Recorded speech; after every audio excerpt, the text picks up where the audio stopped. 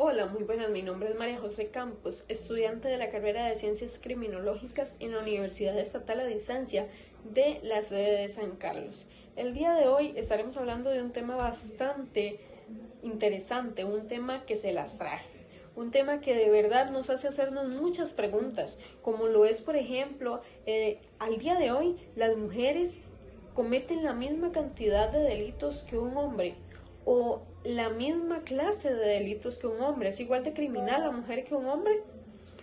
Podemos ver que la conducta delictiva femenina ha sido tradicionalmente muy poco estudiada en comparación como lo es la masculina, lo que ha generado grandes vacíos en la criminología. En el artículo El por qué delinquen las mujeres de Valentina Meret Cherries y sus colaboradores nos señala que la criminalidad es un fenómeno complejo y multicasual que no puede analizarse sin considerar la influencia de género. La socialización, los roles asignados culturalmente y las condiciones estructurales de desigualdad influyen de una manera directa de los tipos de delitos que cometen las mujeres en las motivaciones que las impulsan y en las circunstancias en las que se produce su participación en actividades ilícitas. El estudio enfatiza que aunque las mujeres se dediquen con menor frecuencia a actos delictivos o suelen involucrarse en delitos menores en comparación a los hombres, existen factores de riesgo que las afectan de manera particular, como lo son la violencia intrafamiliar, los antecedentes de abuso familiar o sexual, la precariedad económica y la carga de responsabilidades familiares. Estas condiciones no solo influyen en las decisiones de delinquir, sino que también afectan el modo en que se desarrollan sus trayectorias delictivas. Además, se advierte que el sistema penitenciario y los programas de rehabilitación están mayoritariamente diseñados para los hombres, lo que genera una atención inadecuada para las necesidades específicas de las mujeres privadas de libertad. Por ello, los autores recomiendan que el tratamiento penitenciario tenga un enfoque multidisciplinario y sensible al género, que considere la dimensión social, psicológica y familiar de estas mujeres, favoreciendo así una verdadera reinserción social. Por su parte, Norma Fuller, en el texto La perspectiva de género y la criminología, en una relación política, explica que la criminología clásica ha tenido un sesgo androcéntrico, pues la mayoría de sus teorías se han construido pensando en la delincuencia masculina. Fuller destaca que incorporar la perspectiva de género no solo permite visualizar a las mujeres en las estadísticas delictivas, sino que también ayuda a comprender por qué sus patrones de criminalidad en este caso son distintos a los hombres. Según esta autora, las mujeres suelen cometer delitos relacionados con su entorno cercano: hurtos, fraudes menores, infracciones motivadas por necesidad, y en menor medida lo son los delitos violentos. Además, ella nos destaca que las respuestas institucionales a sus conductas delictivas suelen ignorar las desigualdades y condiciones de vulnerabilidad que éstas enfrentan, lo que puede perpetuar la exclusión y dificultad de su reinserción. La literatura criminológica en general coincide en que los hombres presentan tasas más altas de delincuencia y que tienden a cometer delitos más violentos y de mayor impacto social. Las mujeres, en cambio, muestran trayectorias criminales vinculadas a contextos de victimización previa. dependencia económica y relaciones personales conflictivas.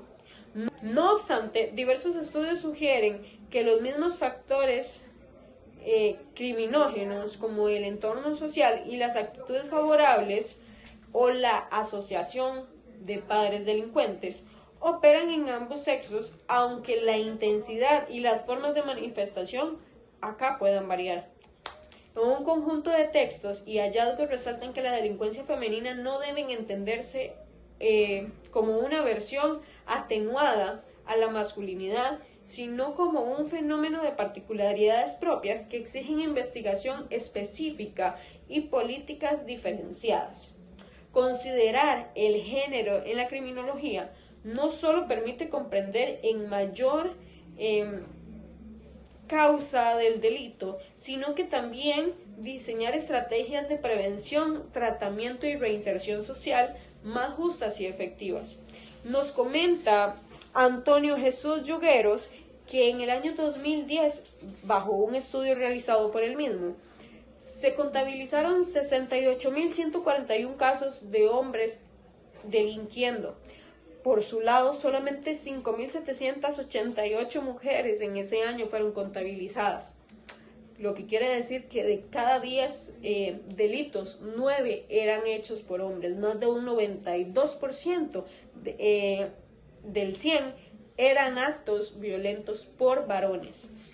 La evolución de los delitos en América Latina y en Costa Rica muestra una tendencia creciente en la denuncia de delitos relacionados con la violencia de género y delitos sexuales. En Costa Rica, gran parte de las denuncias presentadas ante el Ministerio Público corresponden a delitos contra la propiedad, pero en los últimos años ha aumentado de manera significativa la atención de casos de violencia doméstica, violencia contra la mujer y feminicidios, los cuales han duplicado su tasa en los últimos años. También los delitos sexuales ocupan un lugar muy importante, siendo uno de los tipos de denuncias más frecuentes. Por su lado, en Perú la situación es similar. Se reportan altos índices de violencia de género, con más de la mitad de las mujeres entre 15 y 49 años que manifiestan haber sufrido violencia física o sexual. El feminicidio es un gran problema, muy grave, con 170 casos registrados en el año 2024 y casi 80 casos en los primeros 6 meses del año 2025, lo que revela un escenario persistente de riesgo contra las mujeres. Al comparar la cantidad de delitos por género, tanto en Costa Rica como en Perú, se observan que los hombres continúan siendo responsables de la mayoría de los delitos violentos contra la propiedad. Sin embargo, las mujeres aparecen en mayor proporción como víctimas de delitos sexuales, violencia intrafamiliar y feminicidios. Cuando ellas son las autoras de un delito, generalmente se trata de infracciones de menor gravedad o relacionadas como delitos de supervivencia, como hurtos simples o microtráfico. Las condiciones económicas tienen un papel importante determinante en la explicación de estas conductas. Factores como lo son la pobreza, la desigualdad salarial, el limitado acceso al estudio formal, a la educación formal y la sobrecarga de responsabilidades familiares sitúan a muchas mujeres en condiciones de vulnerabilidad. Estas circunstancias aumentan la posibilidad que recurran a actividades ilícitas como medios de subsistencia o que permanezcan en entornos donde son víctimas de violencia reiterada. En cuanto a las motivaciones para delinquir, los estudios coinciden en que en cada caso de las mujeres suelen estar asociadas a la necesidad de generar ingresos para el sustento del hogar, la coacción o influencia de una pareja o familiar en la historia previa de abuso o trauma y la falta de redes de apoyo social. También se identifican que algunas mujeres participan en delitos por oportunidad o por presión de su entorno cercano, aunque con menor frecuencia que los hombres. En síntesis, la evidencia sugiere que el fenómeno delictivo tiene un marcado componente de género. Los hombres delinquen con mayor frecuencia de manera violenta, mientras que las mujeres se ven más expuestas como víctimas y cuando participan en delitos lo hacen en gran medida impulsadas por factores estructurales o de necesidad.